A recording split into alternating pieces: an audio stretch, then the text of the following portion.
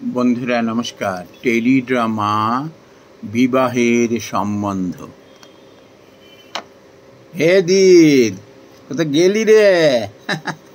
ভালো আছিস তো? সবাই জামু কেমন আছে? ভালো আছে? শরীর ভালো আছে? আমার ভাগ্নি কোথায় গেল? কাজ করছে?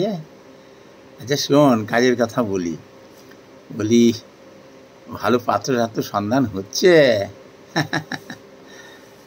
ওর দেখবি কপালে ভালো পাত্র জুটবে। দিদি একটা কথা বলে রাখছি, দেখ, বাপ ঠাকুরদা তো এই কথা বলতেন যে মেয়ে ছেলের না রূপ যৌবন দেখে যে ঢলে পড়েছে না, ব্যাস তার বিচার বুদ্ধি লোক পেয়ে গেল। আর ছেলের সরকারি চাকরি আর বাপের সম্পত্তি যে মজল তো সে গেল। দিদ, নিজের পায়ে যদি কোনো ছেলে দাঁড়াতে পারে, সৎ চরিত্রের হয়, নাই বা হলো সরকারি চাকরি। কজন সরকারি চাকরি করে বল দেখি? কারোমঠ ছেলে যদি হয়, তার ভাত কাপড়ের অভাব হয় না রে। আর চরিত্র, দুবেলা দুমুঠো একটু খেতে পারলো, মোটা কাপড় পরতে পারলো, কিন্তু এমন সংসারে শান্তি বিরাজ করে রে, শান্তি বিরাজ করে, যা পয়সা দিয়ে কেনা যায় না। দেখছি তো কত সংসার, অর্থ, নাম, যশ, কোনো জিনিসের অভাব নেই, গাড়ি বাড়ি, ফুটুনি। দেখ, অশান্তির আগার, চরিত্র ভ্রষ্ট। কি হবে ওই গাড়ি বাড়ি সম্পদ দিয়ে? হ্যাঁ, সংসারে যদি শান্তি না হলো, কি হবে ওসব দিয়ে? কিরকম জানিস? তোকে যদি বা আমাকে যদি সোনার ভাত খেতে দেয়, কি হবে? খেতে পারবি? আমার ভাগ্নি মলিনা বড় গুণী মেয়ে রে। ছোট বয়স থেকে রান্না বান্না শিখেছে, ঘর গৃহস্থের কাজ শিখেছে, গ্র্যাজুয়েশনে তো কমপ্লিট করলো রে। নাই বা হলো ফর্সা, একেবারে অপসরা। ওর চোখ দুটো দেখেছিস? টানা টানা চোখে কি মাতৃভাব, কি কাজের মেয়ে রে। এই দেখ, জাম্বু যখন অসুস্থ হলো, ওই তো ডাক্তারের কাছে হসপিটালে ওই তো যাতায়াত করতো। আমি তো 2-1 ওর সঙ্গে গিয়েছি। ডাক্তারদের সঙ্গে যেভাবে ও কথা বলছে না, ডাক্তার এখন মুগ্ধ হয়ে শুনছে। বড় ভালো মেয়ে রে। রূপ দিয়ে কি হবে রে? ভেতরে শূন্য, গুণ নেই। রূপ দিয়ে জল ধুয়ে জল খাবে? যৌবন তো 2 দিন পরে ঢলে যাবে রে, ঢলে যাবে। গুণটাই তো থাকবে। মানুষ ওই গুণেরই কিন্তু কদর করে। রূপ যৌবন, মন হলো একেবারে নিকৃষ্ট, সব সময় অশান্তি লেগে আছে। কি হবে রূপ যৌবন দিয়ে? দেখিস, মলিনা যে ঘরে যাবে না, সে ঘর সুখের হবে। সরকারি পাত্র দেখে যেন মুগ্ধ হয়ে যাস নে। ভালো করে দেখিস কোন বংশের ছেলে, কেমন চরিত্র, ওটি দেখিস। বা নাই বা হলো সরকারি চাকরি, সচ্চরিত্রের মানুষ, নিষ্ঠাবান মানুষ,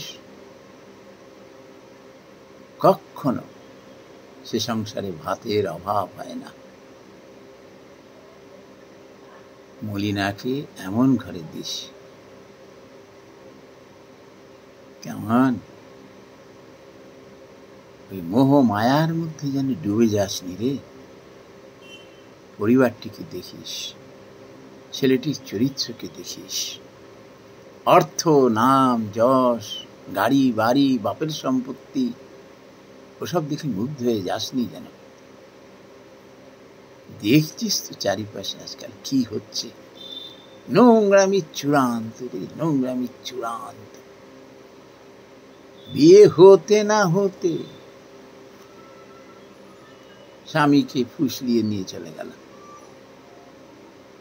বাপ মাকে দূরে সরিয়ে দিল। আবার এমনও তো দেখছি রে, ছেলে দেখতে শুনতে সুন্দর, ভালো চাকরি করে, একেবারে চরিত্রহীন লম্পট, ঘরে স্ত্রী ফেলে দেখ গিয়ে কত নোংরামি করছে রে। এসব সংসার, শত অর্থ থাক, নাম যশ থাক, একেবারে ভাগার রে, ভাগার।